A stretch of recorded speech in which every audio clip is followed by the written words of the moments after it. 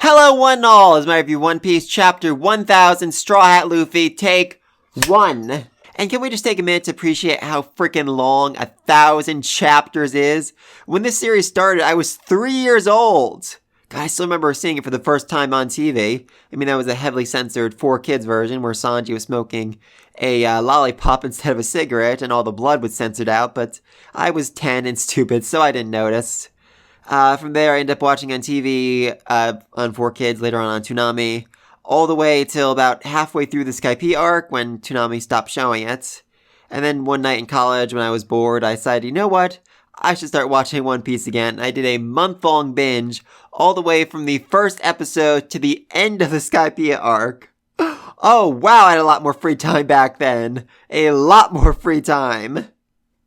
Toonami ended up picking up again sometime after that. Ended up watching from the Water 7 arc to the end of Thriller Bark.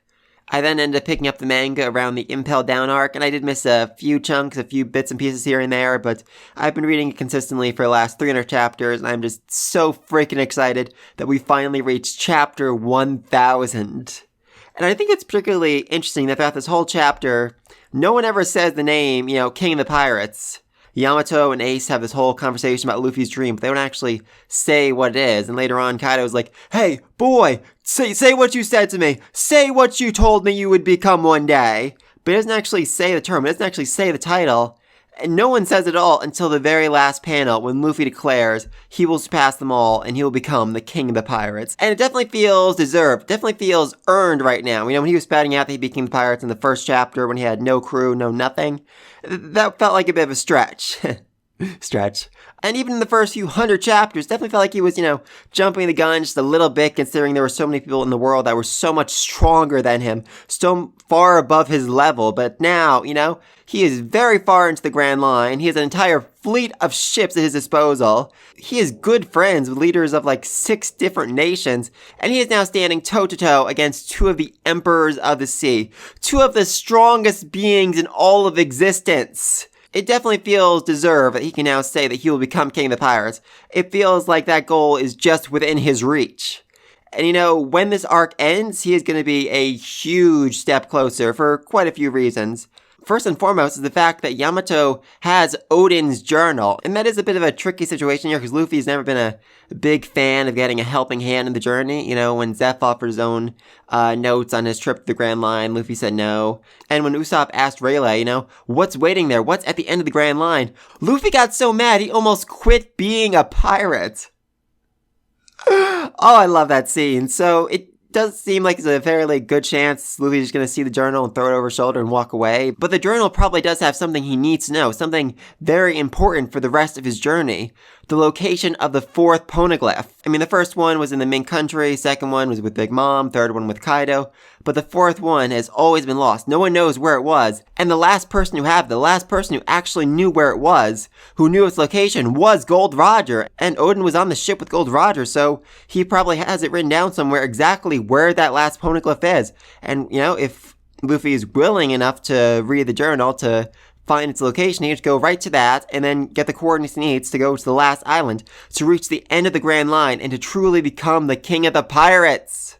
It feels like even after this arc, there's a whole lot that needs to be done before he can do that. In terms of combat alone, I feel like he still has to have a fight against Shanks, Blackbeard, his grandfather, maybe Dragon, and the true leader of the world government, the guy that's hiding in the shadows, whoever he might be. So yeah, still a whole lot left to do, but this would be a great step forward for him. And we can't forget that when this arc ends, Luffy is probably going to get a lot more comrades. The samurai, maybe Marco. Feels like Law might officially, join Luffy's team. But besides them, there are probably a lot of people under Big Mom and under Kaido who are going to want to switch sides. Katakuri developed a lot of respect for Luffy when they battled, and he even recognized him as his superior, as a man of honor, as a man he'd be willing to serve. So I could definitely see him, joining Luffy's team, essentially taking control over the Big Mom pirates and making them part of Luffy's fleet. And while there are certainly a large number of Big Mom's kids who would not be on board with that, Katakuri is very well respected as the strongest, the coolest, the best among them, so he could definitely bring a few of them over to his side, at the very least maybe just Pudding. And then on Kaido's side, Yamato is probably all on board for joining Luffy's team, And while we haven't seen her have a whole lot of respect or loyalty from anyone else working under Kaido, and a lot of them are, huge jerks, the fight is still ongoing. Luffy's, crewmates are fighting a lot of people right now. We might see some among them who are, worthy of respect, have honor, and who would make a good addition to Luffy's team with Yamato at their command, with Yamato leading them. Though this does also raise an interesting point. What exactly is going to happen to Kaido and Big Mom after this arc? Because, normally what happens is Luffy beats up a pirate, the Navy comes in and arrests them, that's it. Moving on. But that can't actually really happen here because Navy doesn't have a presence on Wano, so that wouldn't really work. So is Luffy going to kill them?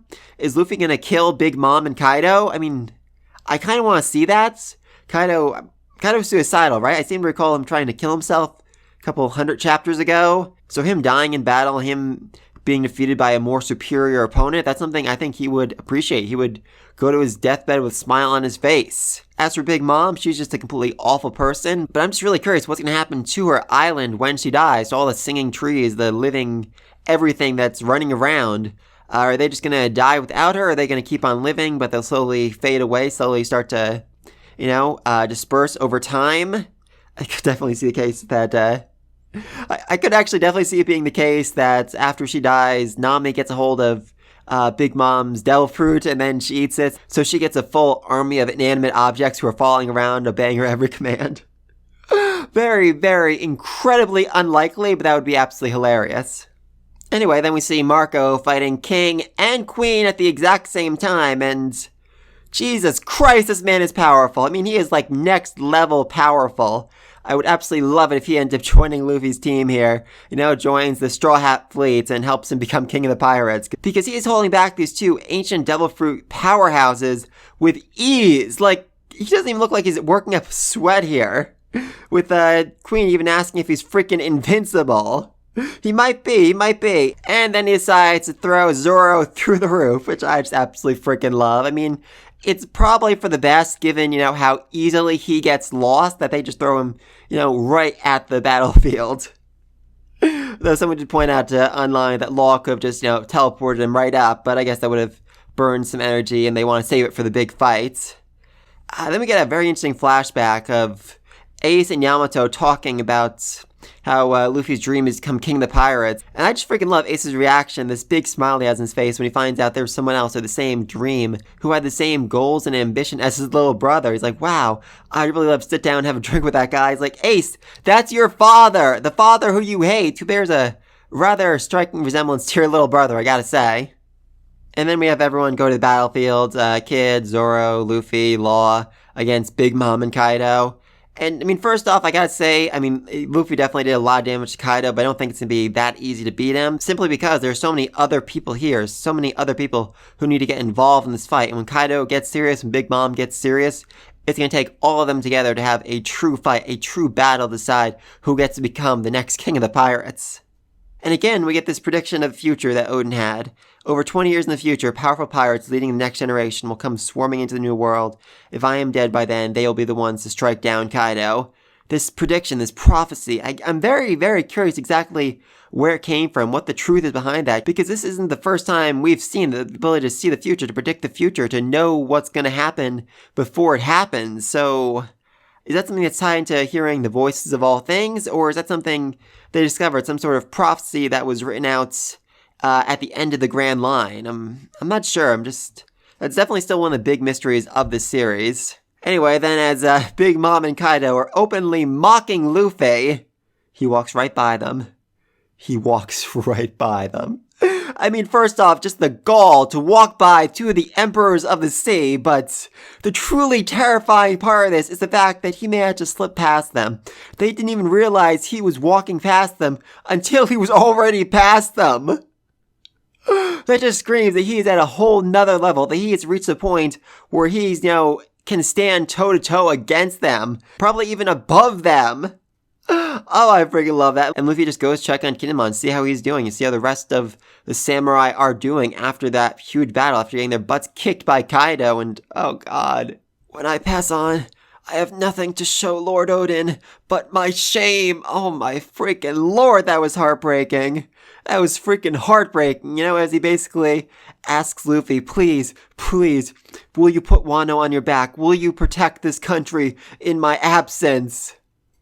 Oh, I love it. I just freaking love it. Then he has Law send them down to safety, which it doesn't feel like downstairs is really all that safe with all the battling and fighting going on, but I guess, it's safer than here, where they can be used as hostages, where Kaido can target them. And then we get all these flashbacks to all the things that Kaido has done, to all the awful things that he's done to harm the people that Luffy considers to be his friends, to be his allies. And quite frankly, I think when this reaches the anime, it's going to be a walking scene, like the walk to Arlong Park, the walk to Frankie House.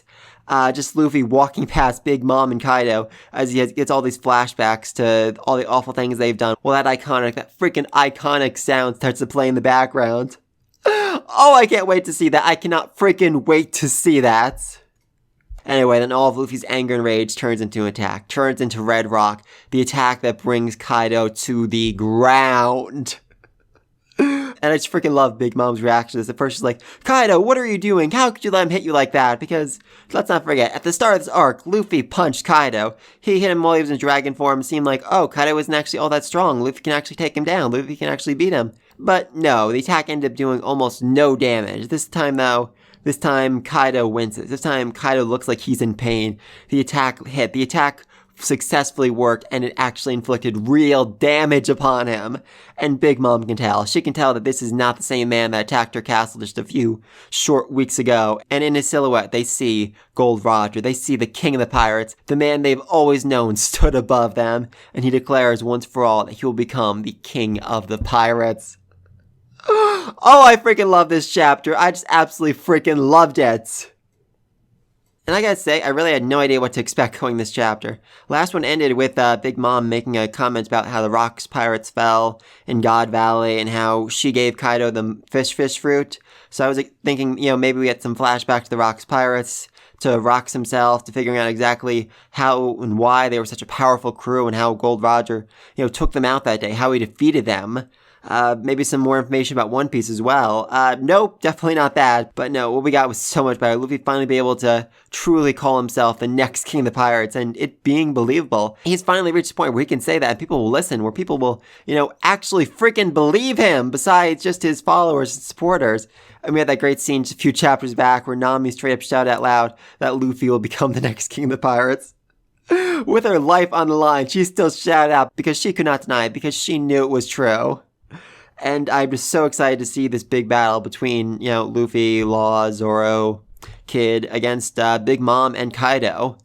I'm rather curious how it's going to all work out, because it definitely seems like Luffy's anger is focused directly at Kaido right now, but I almost feel like Zoro is going to be the one that has to take him out, because he has Odin's sword, the sword that, first scratched Cairo, that first made him bleed all those years ago, so that'd definitely be a certain poetic justice, and that being the sword that takes him out, almost like Odin's spear is in the sword, it's finally getting revenge, it's finally putting an end to Kaido's reign of bloodlust and all that. I could definitely say being the case, but again, Luffy's just, so much anger and hatred focused directly on him, so I'm really not sure how this fight is going to break down. I mean, I absolutely 100% don't think that Luffy's, delivered a deadly blow to Kaido here. It's clear he's getting back up, and he was just, mildly injured by it, but he still has to fight him basically in his dragon form, in his true form, and Big Mom has to go all out. She hasn't even started fighting yet, so I'm just very curious about all of that. And like I said before, hopefully Odin's journal contains location for the last poneglyph. They can, get the 4 coordinates, they can find out exactly where One Piece is. And just knowing how the series goes, it's probably going to turn out the last poneglyph is, at the headquarters of the world government, and Luffy, his crew, probably his entire fleet, have to go invade it, take on, basically the entire navy, all the admirals, Luffy's grandfather, and then just, kick the butts of every last celestial dragon. Oh, that'd be fun to see. That'd be a lot of fun to say. Though that does raise the question of what exactly is going on with the world government, because the revolutionaries were supposed to attack that big meeting they had, but we never actually saw what happened next. I think it was said that the revolutionaries were defeated, some were captured, but I just don't know. I'm very curious about that, and it's very curious why they've never brought it back up again. It also seemed like the true king of the world government was planning on killing Vivi or taking her as a bride or something, so yeah, that was definitely weird. It's even weirder we haven't actually gotten any explanation on any of that, so very, very curious about all of that. And those are basically my thoughts on this chapter. I could go on for a lot longer about all my crazy conspiracy theories, but let's just leave it at that for today. Oh, actually, one more crazy conspiracy theory. I think that the ancient weapon Uranus is in fact Law's devil fruit powers. That might seem like an insane idea, but it was said that if he used the powers and sacrificed his life, he can grant someone immortality. I mean, that definitely feels like something that'd be very helpful in taking over the world. In fact, I think the ruler of the world government already used this, already had this applied to him, and that's how he's been able to rule for all these centuries, because he is basically immortal. So, yeah, imagine being immortal, having the ultimate warship, and having the ability to control the Sea Kings. That would basically make you ruler of the entire freaking world, more or less. That's my own crazy theory, and these are my thoughts on the chapters. Please let me think all this down below. What are your own crazy conspiracy theories about this series? What do you think's gonna happen next? Who's gonna end up fighting who in this big battle? Because we have a large cast fighting Big Mom and Kaido. I'm just not sure exactly how it's gonna break down. Very curious about that, but let me think everything down below. Be sure to like and subscribe so you don't miss my next video. And until then, peace!